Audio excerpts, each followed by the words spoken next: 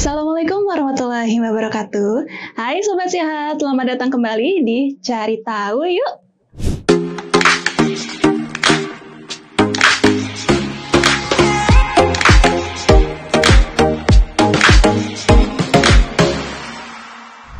Nah, kali ini kita akan bahas tentang suatu penyakit yang hingga saat ini dari Kemenkes itu informasinya adalah menjadi penyebab utama kematian di Indonesia yang paling tinggi. Kemudian nih dari datanya Riskesdas di tahun 2013 sampai dengan tahun 2018 ini ada peningkatan kasus di Indonesia sebesar 0,5%. Tadinya 1%, kemudian dia meningkat jadi 1,5%. Ya mungkin angkanya nggak terlalu, kalau kita lihat nggak terlalu signifikan ya, kayak kenaikan inflasi ekonomi yang sekarang mungkin. Tapi jikalau itu masih menjadi penyebab kematian tertinggi di Indonesia, itu masih menjadi masalah untuk kita semua. Dan infonya ini adalah penyakit yang silent killer. Dan kita nggak tahu nih, ini nanti akan menyerang siapa dan diserang siapa. Oke, nanti kita akan bahas bareng-bareng ya. Selain dia menjadi penyakit yang paling banyak ya menyebabkan kematian, dia juga menghabiskan anggaran nih cukup besar. Hingga tahun 2021 itu infonya adalah hingga 7,7 triliun. Nah, mungkin sudah banyak yang nebak ya penyakitnya apa. Kemarin kita bahas tentang hati. Ini juga hati sih, kalau dalam bahasa Inggris kan heart. Tapi kalau di Indonesia kan ini adalah tentang jantung. Hari ini kita akan bahas terkait dengan penyakit jantung. Penyakit jantung itu apa sih? Ya, secara sederhananya penyakit jantung itu adalah penyakit yang sebenarnya bisa karena bawaan, bisa juga karena pola hidup kita, bisa juga karena memang tadi gen, atau bahkan ada yang disebabkan karena infeksi. Kemudian infeksi dan lain-lainnya itu akan menyebabkan fungsi jantung ini menjadi tidak semestinya, tidak normal, entah nanti menyebabkan aliran darah ke seluruh tubuh kita itu akan menjadi lebih cepat, atau bisa jadi henti sementara, atau bahkan ritme detak jantungnya itu menjadi tidak beraturan. Nah, ini nanti akan menjadi bahaya karena tiba-tiba seperti yang tadi kita sempat omongin ya, dia mungkin yang seperti di sekitar kita. Kadang-kadang mungkin teman-teman nih sobat sehat semuanya di sekitarnya itu ada yang tiba-tiba dari sehat duduk, tahu-tahu nggak lama sore-sorenya dapat kabar duka gitu kan, meninggal dunia. Kemudian dicari tahu nih infonya, oh karena serangan jantung. Tadi jantung diserang, serangan jantung. Kenapa dia keserang? Itulah pertanyaannya. Karena kalau dia keserang, dia nanti akan pergi ke implementasi program di LKJ Banten. Tempatnya di Serang, sobat sehat semua ya. Oke, jadi sobat sehat semuanya, penyakit jantung ini ternyata ada beberapa jenis, tidak hanya satu aja. Mungkin beberapa contohnya yang ada di sekitar kita adalah penyakit yang pertama namanya jantung koroner. Kemudian yang kedua ada aritmia. Aritmia ini adalah ketika degup jantungnya itu iramanya tidak beraturan. Kemudian ada juga orang yang memang sejak lahir itu dikaruniai atau diberikan titipan oleh Allah Subhanahu wa Ta'ala keadaan jantungnya itu spesial, jadi butuh penanganan khusus. Kemudian ada juga yang disebabkan oleh bakteri yang menyerang bagian perikardium atau di bagian dalam jantung, seperti itu untuk yang satunya. Nah, yang terakhir, yang kelima, itu adalah kelainan di katup jantung. Jadi jantung itu punya dua bagian katup, di bagian kanan antara serambi kanan dan juga bilik kanan, kemudian di bagian kiri antara serambi kiri dan juga bilik kiri. Sobat sehat semuanya, nih penyakit jantung itu biasa kita kenal juga dengan namanya penyakit kardiovaskuler. Nah, penyakit kardiovaskuler ini disebabkan oleh bukan keserang ya atau keserang gitu ke wilayah program kita, tapi ada beberapa faktor. Di sini kita bahas ada 8 ya sobat sehat semua. Yang pertama, akibat adanya kolesterol yang tinggi yang terkandung di tubuh kita. Kolesterol tuh sebenarnya baik nggak sih? Bagus nggak sih? Kok kayaknya kita tuh selalu bahas, kolesterolnya tinggi, pegel-pegel, masalah kolesterol dan lain-lain gitu. Sebenarnya sel kita itu butuh yang namanya kolesterol. Terus kita kenal juga ada HDL, ada LDL, sama kolesterol total. HDL itu kolesterol yang baik. Kalau kita kenal secara umum ya, Kalau LDL itu kolesterolnya kita kenal umumnya sebagai kolesterol yang jahat. Kolesterol total ya gabungan dari keduanya dan yang lainnya seperti itu di kolesterol ini. Tapi kalau misalnya kelebihan nih sobat sehat semuanya, itu menjadi salah satu faktor risiko terjadinya serangan jantung atau penyakit kardiovaskuler ini. Kenapa? Karena kolesterol yang berlebih dalam tubuh kita punya pembuluh darah. Bentuknya seperti teropong. Ada yang besar, ada yang nanti makin kecil gitu. Untuk menembus sel-sel tubuh kita, kasih makan, kasih oksigen, dan mengantarkan zat-zat lainnya. Nah, ketika kolesterolnya berlebih, kemudian dia mengalir di tubuh kita, nantinya akan ada satu waktu di mana kolesterol ini mengendap di pembuluh darah kita, kemudian dia membuat penyempitan nih sobat sehat semua. Ketika nanti kolesterol ini mengendap, bikin plak gitulah istilahnya kalau bahasa kita mah, plak ya bukan taplak. Jadi dia akan mengendap di pinggir-pinggir di bagian dalam pembuluh darah kita, kemudian dia akan menyumbat yang namanya aliran dari darah seperti itu. Kemudian yang kedua adalah terkait dengan merokok. Kenapa merokok ini sering banget dibahas menjadi salah satu penyebab terjadinya penyakit jantung kali, aduh. Kenapa merokok ini menjadi penyebab penyakit jantung? Sering kita bahas. Karena yang pertama, rokok itu punya banyak zat-zat yang secara tidak langsung ketika dihisap dia akan masuk ke tubuh kita. Nah, zat-zat ini adalah zat yang akan mempengaruhi kinerja dari elastisitas di pembuluh darah kita, seperti itu. Kemudian dia juga akan berpengaruh ke tekanan darah tinggi dan lain-lainnya. Dan selanjutnya adalah yang ketiga, obesitas. Kenapa obesitas ini juga berkaitan dengan penyakit jantung? Karena dia tadi akan link itu apa sih? Berhubungan, berkesinambungan, beraliran. Ya, intinya seperti itulah.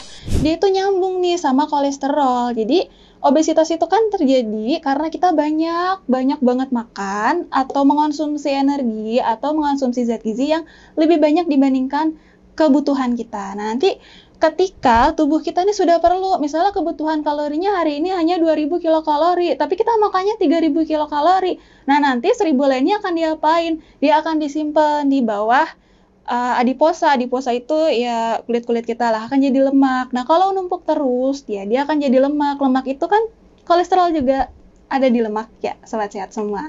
Nanti dia akan tadi menimbulkan plak, kemudian dia akan menyumbat pembuluh darah kita. Dan yang terakhir adalah yang keempat, nggak terakhir juga sih, keempat kita punya 8, sabar semuanya ya. Kita punya, masih ada 4 lagi. Yang keempat itu adalah tentang diabetes. Diabetes, aku tidak. Yang diabetes itu kan ketika sel beta, sel-sel yang dari pankreas dalam tubuh kita itu mendeteksi adanya kadar gula tinggi nih dalam tubuh kita. Nah, kadar gula yang tinggi itu dalam darah kita akan membuat si pembuluh darah kita menjadi rusak dalamnya. Jadi dia akan merusak bagian dalam dari pembuluh darah kita. Yang kelima adalah tekanan darah tinggi. Kenapa sih bisa berpengaruh sama penyakit jantung? Karena tekanan darah tinggi itu bisa mengacaukan atau membuat penyakit jantung ini atau jantung kita yang sudah mungkin penurunan kualitas atau sudah istilahnya sudah ngasih warning ini menjadi lebih komplikasi seperti itu. Kemudian selanjutnya adalah aktivitas fisik. Ada aktivitas fisik, ada olahraga. Bedanya apa? Kalau misalnya aktivitas fisik nih sob, itu ya udah kita kayak gini aja. Aku ngomong ini aktivitas fisik, aku begini, aku aktivitas fisik. Aku nyapu, kita ngepel, kita main, itu aktivitas fisik. Kita kerja, itu aktivitas fisik. Jadi tidak perlu ada hal-hal yang spesifik. Tapi kalau misalnya yang satu lagi olahraga itu kan mengolah raga ya, berarti raga kita nih diolah, ada waktu durasi tertentu, ada tujuannya kita olahraganya kayak badminton, kemudian lari dari kenyataan, begini hari di tempat ya boleh lah gitu. Yang ketujuh ini tentang riwayat keluarga. Tadi di awal kan ada ya penyakit jantung bawaan gitu karena riwayat keluarga. Nah, keluarga yang memiliki riwayat penyakit jantung itu ada risiko ketika keturunannya lahir atau ya seperti itulah, nanti akan berisiko untuk terkena juga penyakit jantung. Tapi tidak pasti ya ini ya Sobat Sehat, jangan takut ya. Ada risiko aja, tapi ya lebih banyak faktor lah yang bisa kita cegah. Karena gen itu sebenarnya tidak terlalu berpengaruh signifikan dibandingkan kita menjaga pola hidup kita yang sehat ini. Nah, kemudian selanjutnya, yang terakhir, yang ke-8, infinity. Gimana sih? Yang ke-8 ini adalah terkait dengan stres. Buat Sobat Sehat semuanya yang sekarang lagi stres, kemudian lagi pusing, lagi tertekan, ya. Kemudian atau mengalami hal-hal lainnya yang kiranya membuat ya stres lah, frustasi atau sejenisnya gitu. Kita mencoba untuk saling bahagia, mencoba untuk mencari kebahagiaan kita, karena kenapa? Ternyata stres itu menjadi salah satu faktor yang dapat menyebabkan timbulnya penyakit jantung.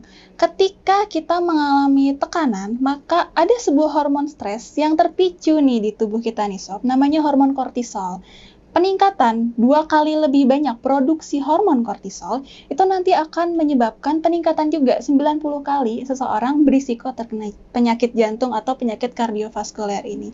Jadi untuk kita supaya menjaga kesehatan kita, menjaga jangan stres, bahagia, hal-hal yang sederhana aja lah, jangan mencari yang jauh-jauh kayak cintamu dan cintanya, itu mungkin agak jauh ya. Tapi kita bisa jadi mencari yang paling dekat, entah baca buku, jalanin hobi, ngusilin temen juga boleh, nggak apa-apa kalau bikin kita bahagia. Tapi jangan dibikin stres ya temennya ya, tergantian dia yang kena serangan jantung. Kalau serangan cinta kan, aku dan kamu. Begini. Oke. Kemudian ada nggak sih caranya nih Sob kita supaya tahu kita tuh lagi ada kemungkinan nggak sih kita ada masalah jantung? Tapi ini sekali lagi tolong jangan diagnosis diri sendiri ya, jangan self-diagnose. Tetap ini butuh diagnosis dari dokter atau yang lebih profesional. Jangan hanya ketika nanti udah tahu atau cari di internet dan lain-lain langsung mendiagnosis, oh ya ampun ya Allah, astagfirullah, umurku tinggal sekian menit lagi aku terkena serangan jantung. Jangan seperti itu. Oke, tapi kita harus mencoba sekiranya untuk lebih paham sama diri kita sendiri, karena siapa sih yang bisa lebih paham dan paling paham ke diri kita sendiri selain Allah Subhanahu wa Ta'ala dan diri kita, ya kan? Ya. Jadi yang pertama adalah mudah berdebar, atau berdebarnya itu kita merasakan kayaknya ada yang biasanya dek langsung dek itu kan ada perbedaan tentang bunyi detak jantungnya ya. Kemudian yang kedua adalah kaki itu tiba-tiba atau secara perlahan atau lama-lama itu mengalami pembengkakan. Orang-orang dengan penyakit jantung itu kakinya memang lebih sering atau mayoritas itu mengalami pembengkakan. Bukan karena air, bukan karena kaki gajah, bukan karena berat badan berlebih, tapi karena adanya darah yang tidak bisa dialirkan kembali ke seluruh tubuh. Jadi darah itu kan benda cair kan, jadi cenderung untuk menetap di bagian tubuh kita yang lebih rendah, seperti itu. Kemudian kita juga akan mudah untuk nyeri dada. Kalau nyeri perut, sakit perut. Kemudian mudah juga untuk gampang lelah, gitu, mudah pingsan, gitu. Dan lemas juga karena tadi gampang lelah kan jadinya. Jadi jantung kita tuh kita merasa berat banget, ada sesuatu yang berat di dada kita. Bukan ketindihan kucing ya, untuk pecinta kucing dan juga punya kucing, kadang-kadang kita bangun tidur suka ketindihan gitu, terus kita merasa, aduh aku bangun tidur dadaku berat sekali, apakah aku penyakit jantung? Oh tidak, itu kucing Anda, tentu saja. Yang mengganggu ya kalau kita lagi tidur suka berat sekali kawan-kawan. Tapi kalau misalnya kita lagi beraktivitas, terus kita merasakan dada kita itu agak berat dan kita gampang capek, itu diwaspadai. Kita sudah bahas tentang jenis-jenis penyakit jantung. Kita juga sudah bahas tentang apa saja faktor-faktor yang bisa menyebabkan penyakit jantung. Kemudian kita sudah bahas tentang apa saja sih tanda-tanda kecil yang mungkin bisa diperiksakan lebih lanjut ke yang profesional tentang penyakit jantung. Kemudian yang terakhir adalah gimana sih, terus solusinya apa? Negara itu butuh solusi, apa-apa semua butuh solusi, sobat-sobat sehat semuanya. Kita kasih beberapa tips, beberapa solusi untuk kita semuanya supaya bisa terhindar menjaga diri kita dari serangan jantung, serangan yang tidak bisa menyerang balik, serangan jantung. Yang pertama adalah untuk menjaga pola makan kita. Yang kedua adalah untuk menjaga aktivitas kita agar bisa lebih produktif aktivitas fisiknya dan juga bisa maksimalkan dan berolahraga. Kemudian yang ketiga adalah menjaga berat badan kita agar tetap sehat, tetap sesuai dengan IMT kita 18 sampai dengan 24,5. Kemudian yang satu lagi adalah kita harus rajin-rajin nih sobat sehat semuanya untuk memeriksa tekanan darah kita dan juga memantau apakah kolesterol kita itu berlebih atau sudah cukup, seperti itu. Dan yang terakhir itu adalah, nggak terakhir, ada dua lagi. Yang dua sebelum terakhir adalah untuk menghindari rokok dan juga menghindari konsumsi alkohol. Untuk yang menonton sobat sehat semua di sini yang sudah terlanjur merokok terus tiba-tiba merasa takut, itu gimana cara nguranginnya? Kuranginnya pelan-pelan, jangan langsung tiba-tiba mengurangi, menyetop atau menghentikan rokok itu. Tapi kurangi pelan-pelan, minta dukungan sama teman-teman sekitar, sama sahabat, sama saudara, sama sepupu, sama orang-orang kantor ya. Terbukalah tentang diri sobat sehat semua ya. Apa yang perlu disampaikan, jangan semua aibnya disampaikan, jangan juga. Dan yang terakhir adalah mengelola stres dengan baik. Jangan sampai semua sobat sehat di sini mengalami stres yang berlebih hingga pada akhirnya stres itu sebenarnya kita sering bilang ya, apalagi untuk teman-teman yang atau sobat sehat semua yang mengaku milenial dan Gen Z, aduh stres banget hidup gitu.